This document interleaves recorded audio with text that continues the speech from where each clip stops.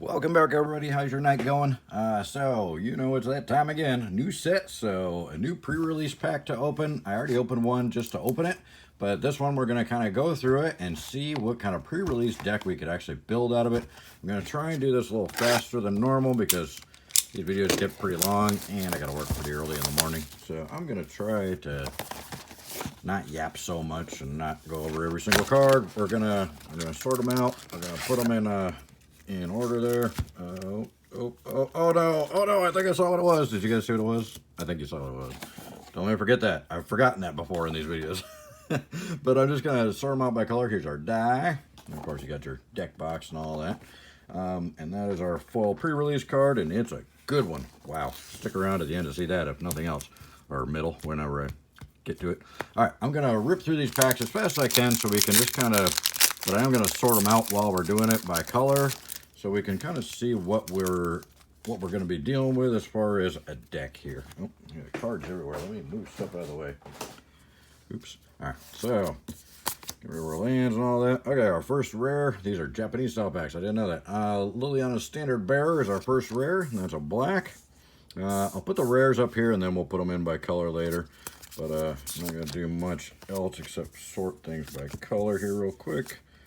Bear with me just a second. I gotta find spots for all this. Artifacts, black, red, white, green, blue. Okay.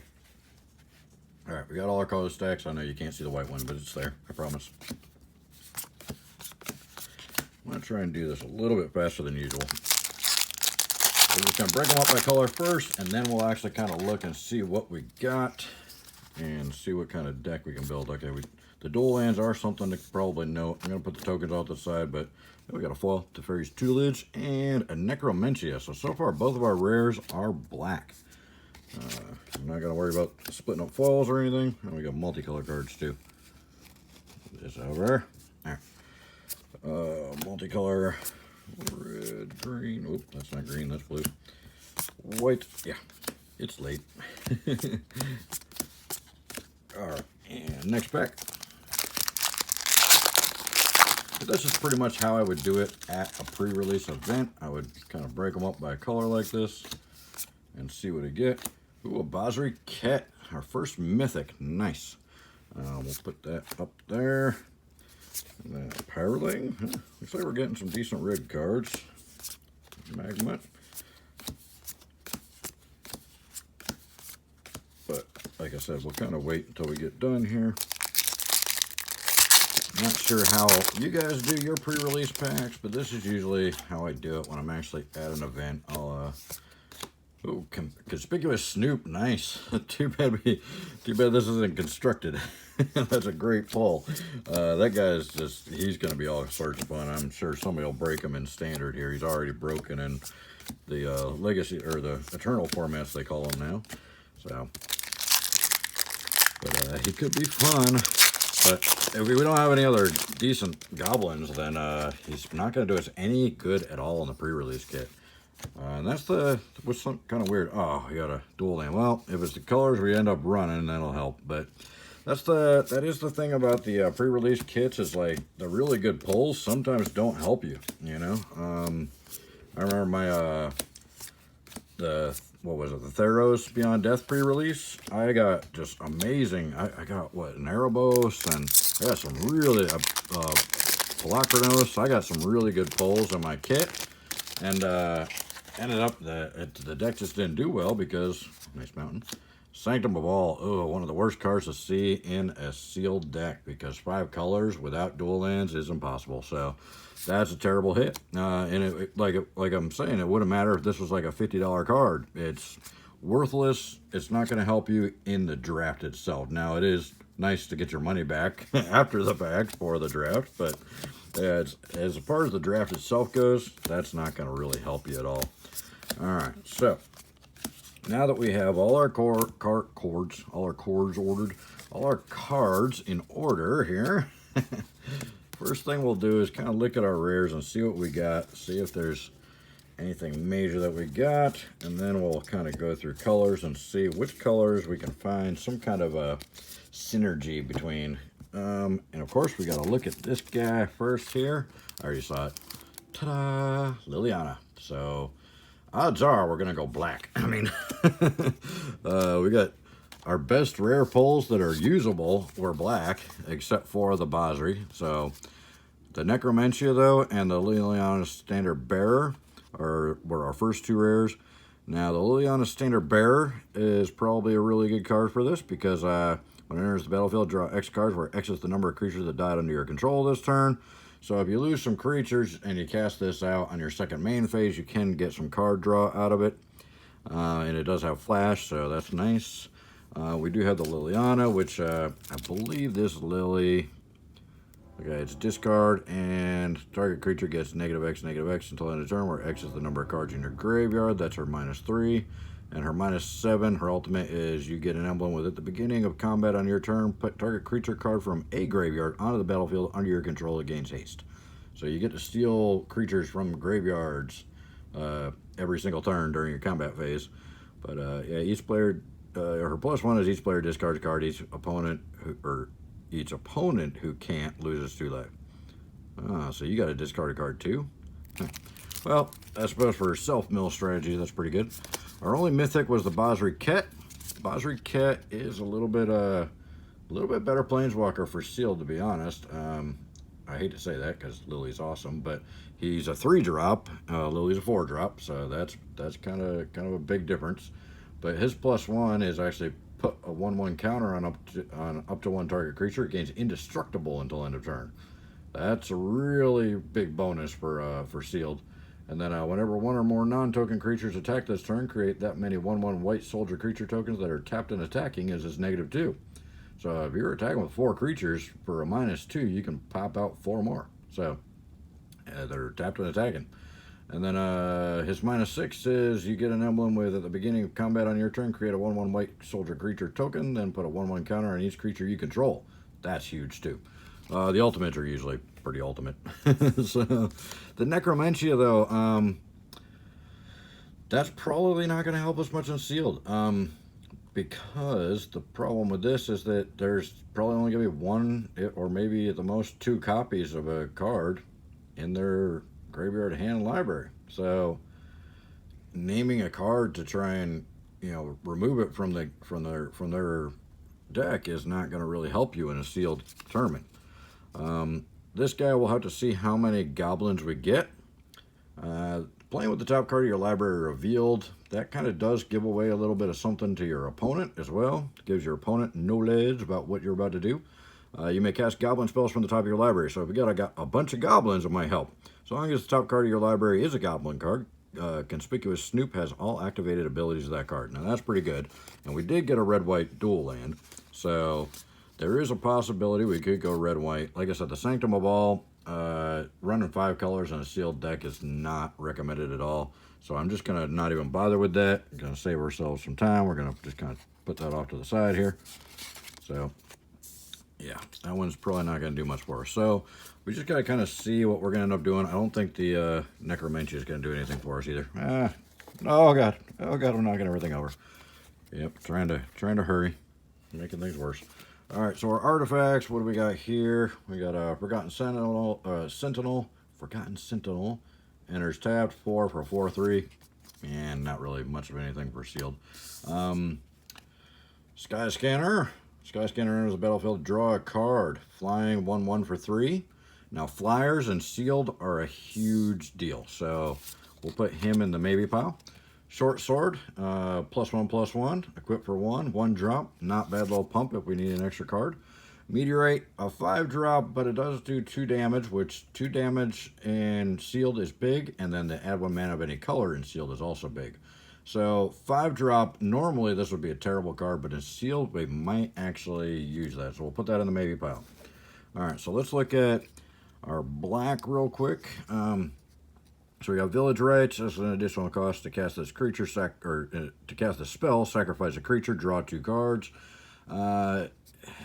You're probably not going to have a whole lot of creatures in a sealed 40-card deck to be able to really sack too many, but remember we do have the Liliana's Standard Bearer, which lets us draw cards every time a creature, we draw 1 card for each creature that we lose that turn, so we could sack a creature to draw 2 cards and then throw out the Standard Bearer and draw another card.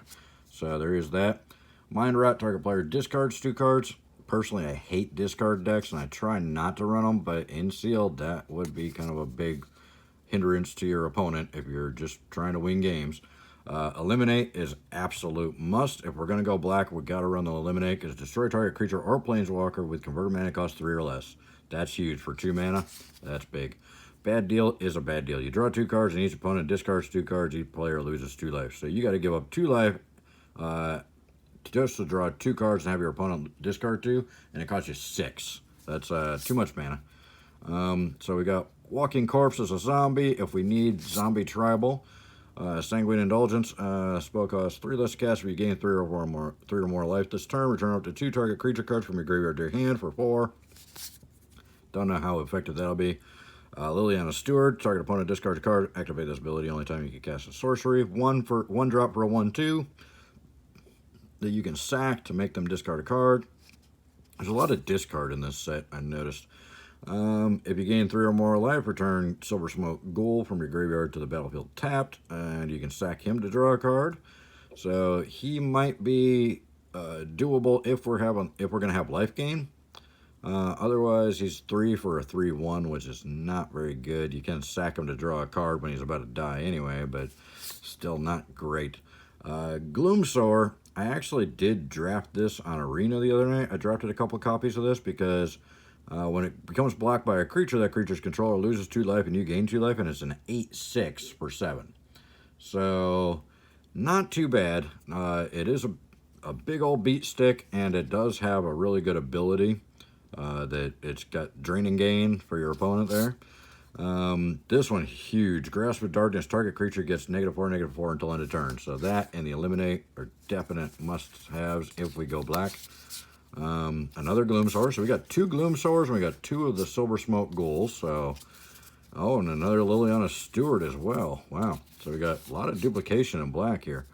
We got the Blood Glutton. Normally, I would say this is a terrible card because 5 drop 4/3, but it's 4/3 with lifelink in a sealed is not too bad. Not too bad at all. It might actually be playable because that lifelink will really keep you in the game a little bit longer.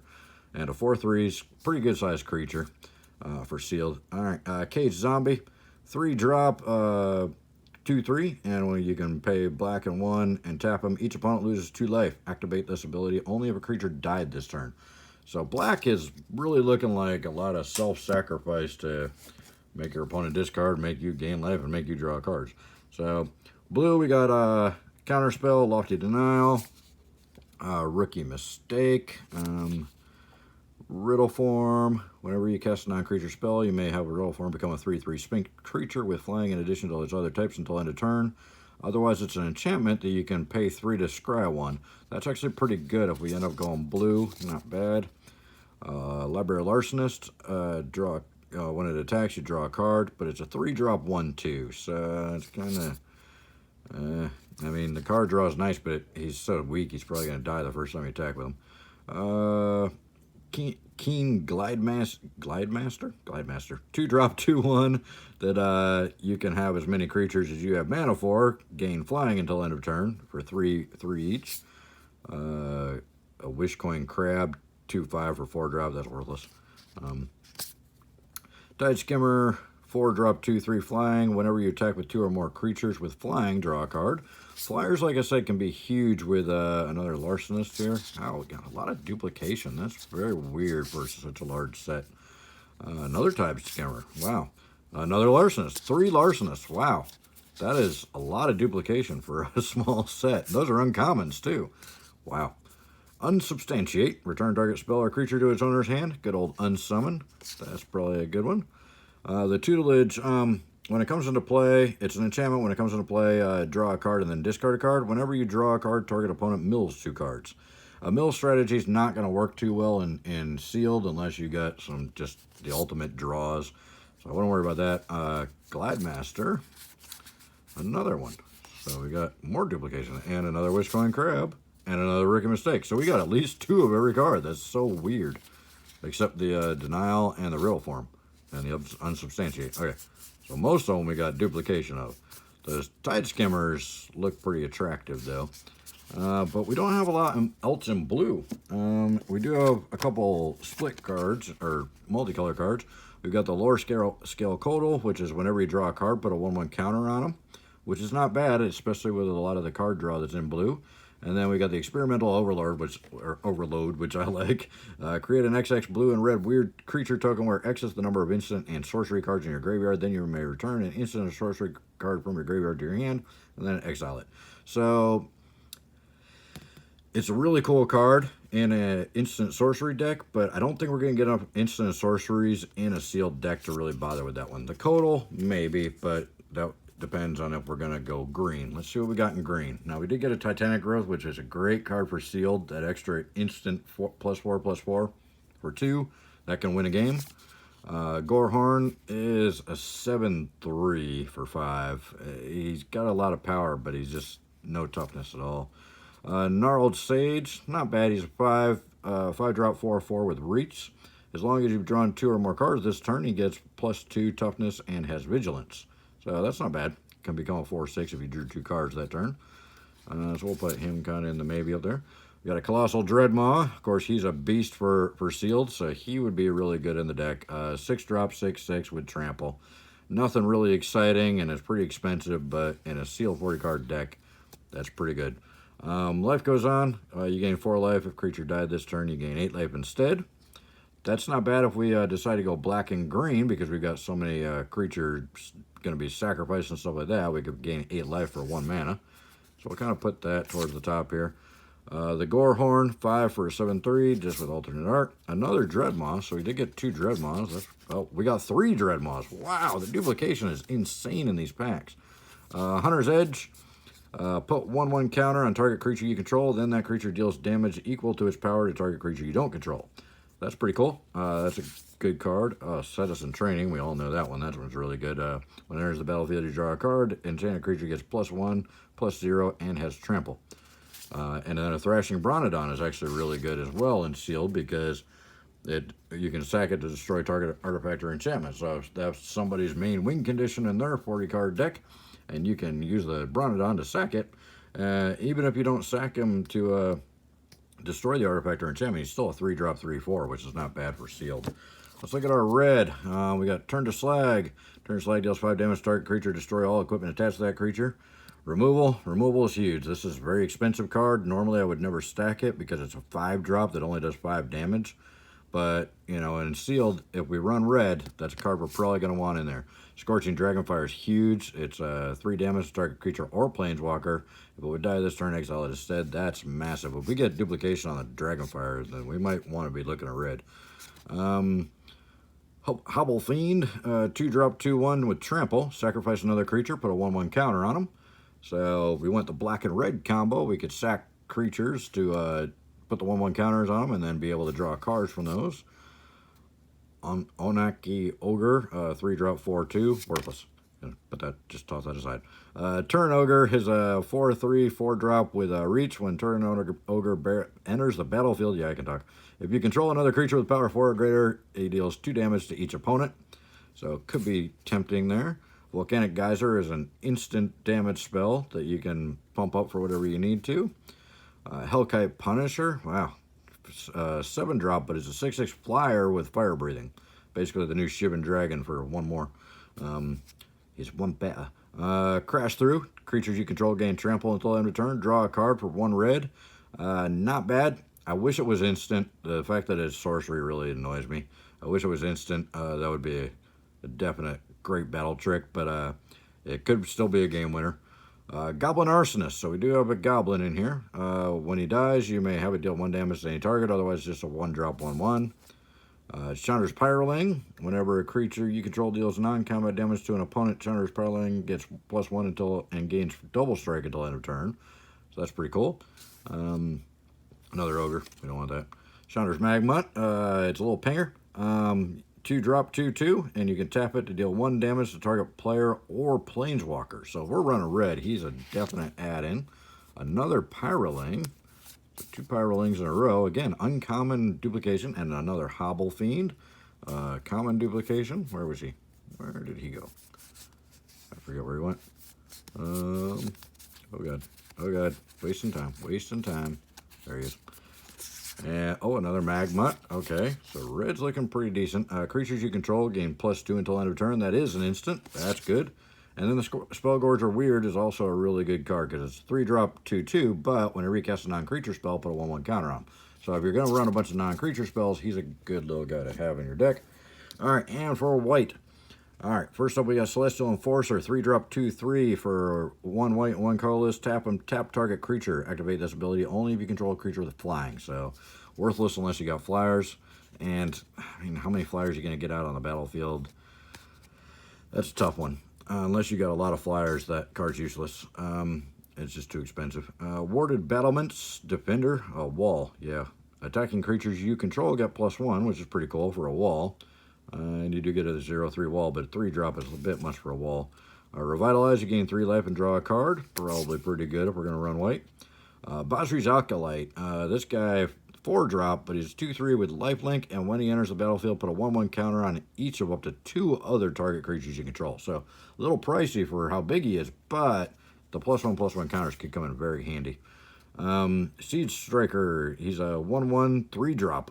Youch. But he's got double strike, and whenever he attacks, you may tap any number of untapped creatures you control, and give him +1/+1 until end of turn for each creature you tap. So, I don't know. We'll have to see about that one. We'll put him in the maybe pile here, in the kind of in the middle. Staunch Shieldmate, 1-drop 1/3. That's a wall, basically. Wall that can attack. Gale Swooper, we got a 4-drop 3/2 flyer. When it enters the battlefield, target creature gains flying until end of turn. So that's pretty good. Flyers are definitely good and sealed. Another Revitalize, more duplication. It is insane how much duplication's in here. Defiant Strike, target creature gets +1 until end of turn. Draw a card for 1. Not bad. Destroy target tapped creature. That's huge. Swift Response. It's an instant, and it's 2-drop. So as soon as somebody taps their creature to attack, pow.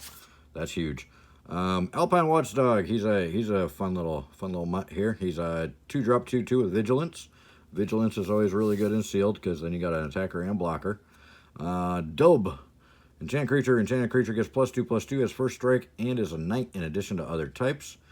Pretty good pump spell for a sealed. Another Staunch Shieldmate. And Griffin Airy, at the beginning of your life, if you gain, the beginning of your instant, if you gain 3 or more life this turn, create a 2/2 white Griffin creature token with flying.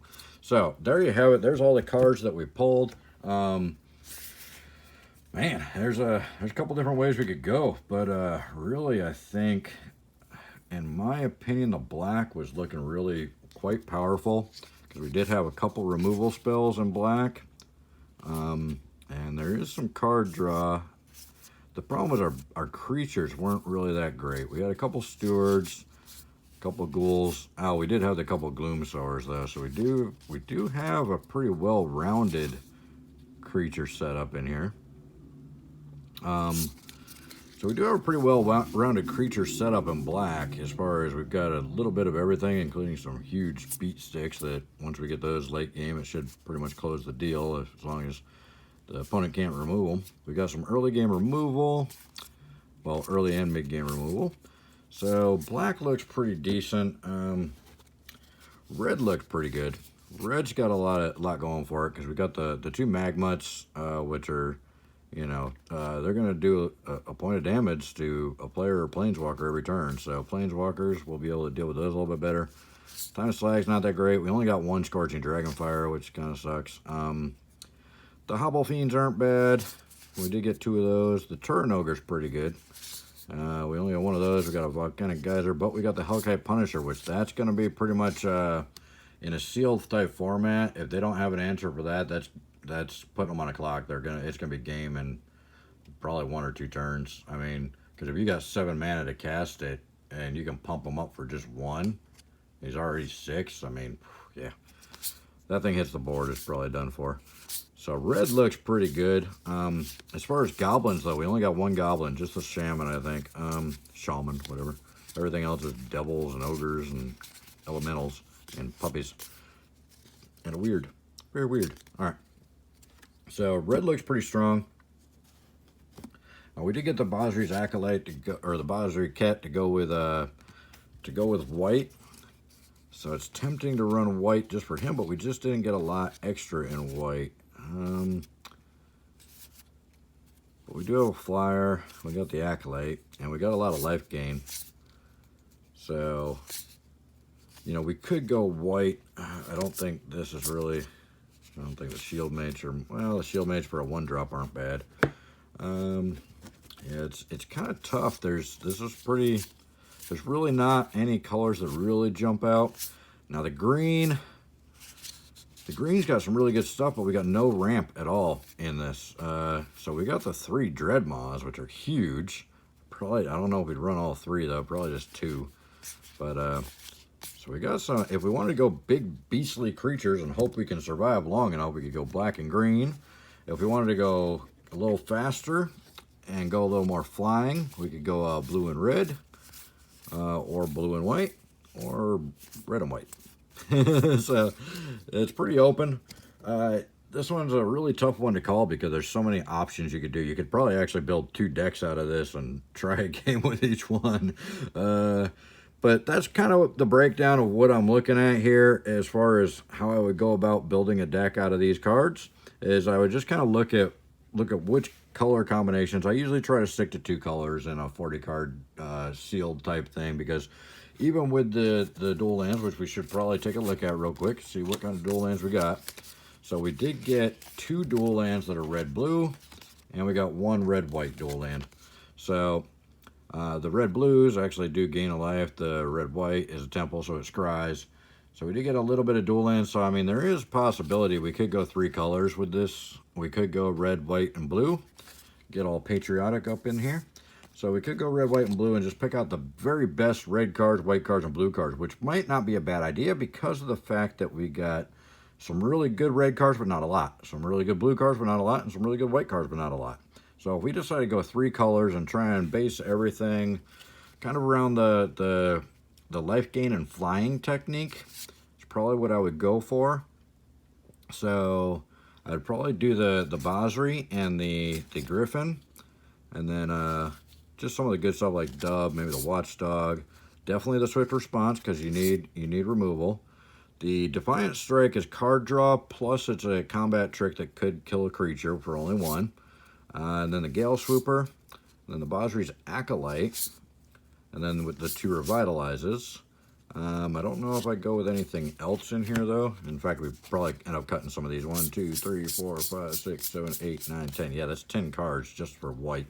Really, you're only going to have 24, 25 cards total.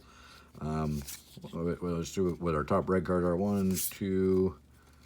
The Burn Bright is tempting. 3, 4. Probably hold off on those. Do the turret, that, and the Hellkite. Alright, so if we did that, maybe the Goblin Arsonist. Oh, getting everything mixed up here.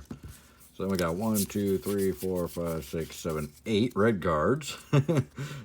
And then if we went with just basically our blue flyers, because these guys are card draw and flying. 1, 2, and then the unsubstantiate. We'll have to look and see how many non-creature spells we got for that one. This one I'm not too worried about. Not worried about the Larcenists. Not worried about those.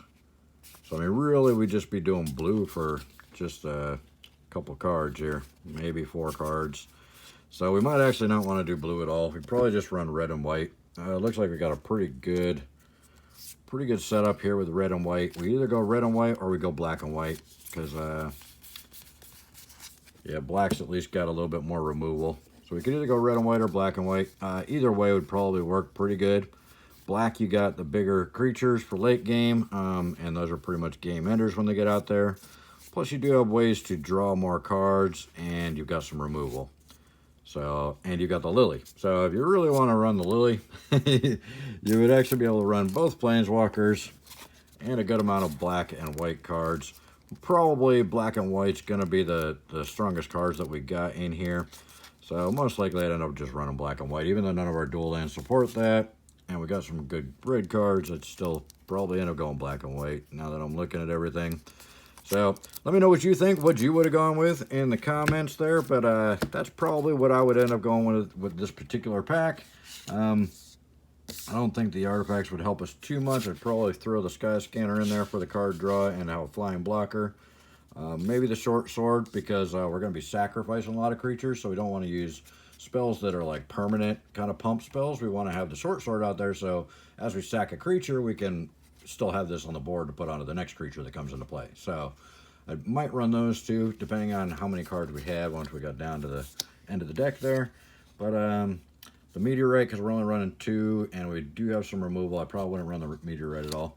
So there you have it. I'd probably go black and white with the Lily and the Basri, just because, you know, Planeswalkers are awesome. So let me know what you guys think. Would you go red and white, or red and black, or blue and white, or green and black, or, you know, let me know what you guys think you would have gone with this particular polls here, and hopefully we'll see you in the next video. I really appreciate your time. Hopefully you guys are really enjoying the new set, and looking forward to Jumpstart coming out. I think Core 21, as far as a standard base set, core set, is really, really well designed.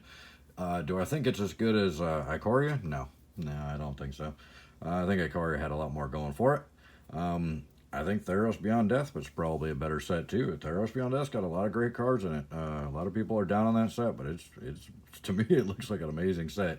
And of course, Throne was an amazing set. So this is a really, really amazing core set. And I think as far as core sets go, this one may ring through the annals of time as one of the better ones since the early days. But I still don't think it's as good as the expansions that have come out here lately. And hopefully Zendikar is going to be just an epic set at the end of the year. So we'll see how that all goes. Let me know in the comments what you guys think, and hopefully we'll see you in a couple other videos. Check out some of my older videos. I got a bunch of older videos from back in November when I started the channel, and ever since then that are really good videos with like lottery polls and all kinds of cool stuff. Great, just epic polls, and just not very many views on them. So go check out some of the old videos when you get a chance. I really appreciate it. Thank you guys so much for your time. You guys have a great night, and we'll see you in the next one. Bye.